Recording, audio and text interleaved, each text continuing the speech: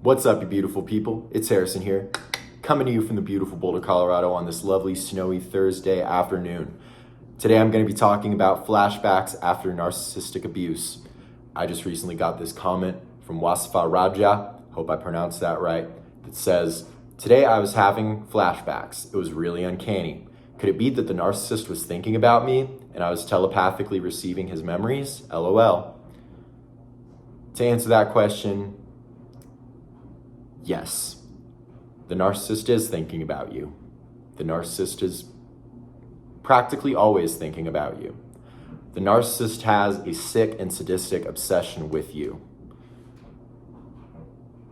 More specifically, the narcissist has a sick and sadistic obsession with tormenting you.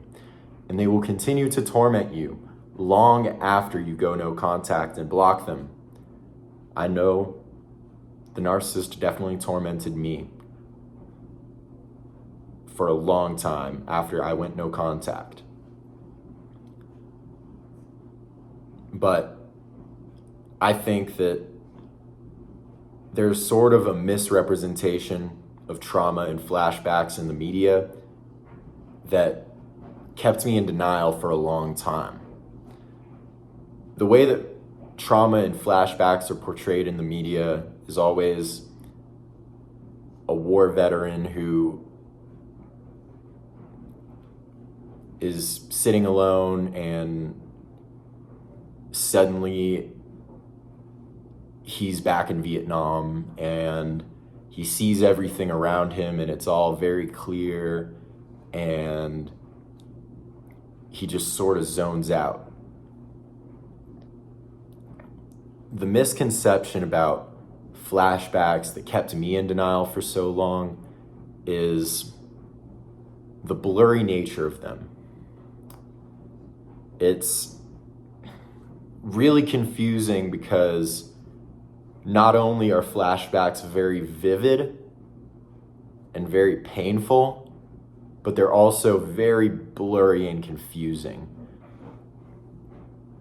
It's not like you sort of zone out and suddenly you're back in Vietnam and you see everything around you. You feel something that you felt a long time ago, but it will really take you a long time before you recognize the place you're truly going back to in your mind. I had many nightmares after I experienced narcissistic abuse. The narcissist would torment my dreams. The narcissist would have me waking up in cold sweats at 3 a.m. and it was horrible. It took me a long time to really connect the dots though. I would see his face in my dreams and I would wake up in a state of fear and just torment, quite frankly.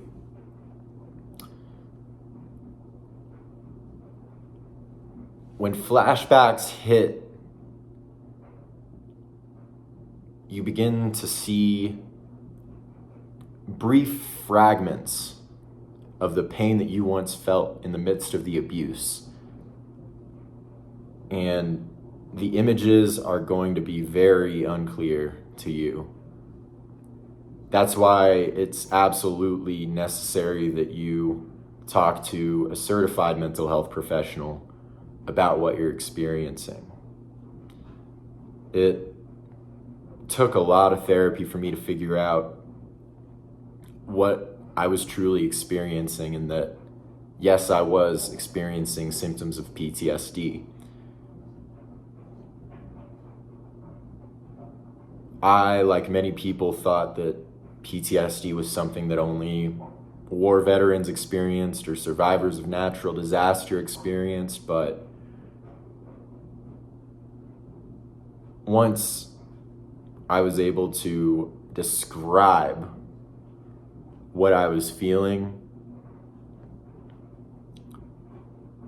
I started to realize that yes, I was experiencing PTSD flashbacks. It took me a while to finally resign and admit that. And I don't want you to waste any time in denial like I had to. So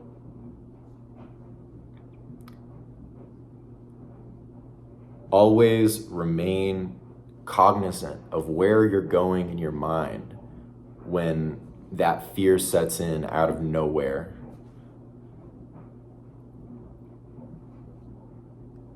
What took me the longest time was reminding myself that I was in a safe space again.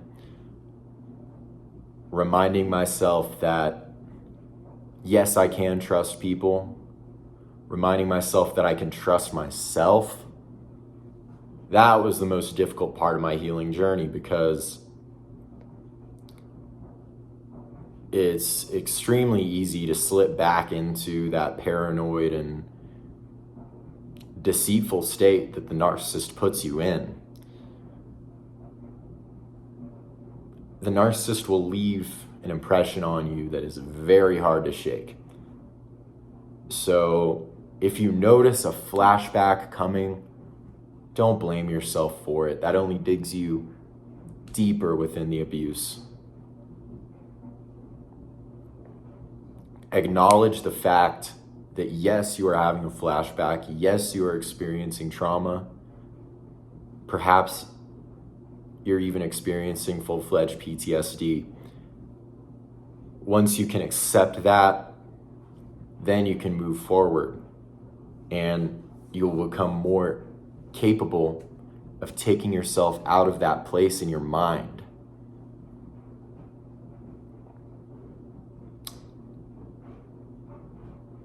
It's very useful to keep a dream journal, or really just any kind of journal, just to track the thoughts that you're having and the kind of rage you go back to in your mind, because it will come to you in bits and pieces, and it's very chaotic and it's very hard to make sense of. The more you try and make sense of it, the more confused you will end up. So my best advice, if you're experiencing flashbacks, is to acknowledge that yes, you are having a flashback. Yes, you are experiencing post-traumatic stress. And once you can acknowledge that, you can also acknowledge that you're not there anymore. Although your mind may bring you back into that place and bring you back into the abuse, physically, you are not there. Mentally, you are not there anymore. The more you can remind yourself of that, the less the flashbacks will torment you in your everyday life and in your nightmares.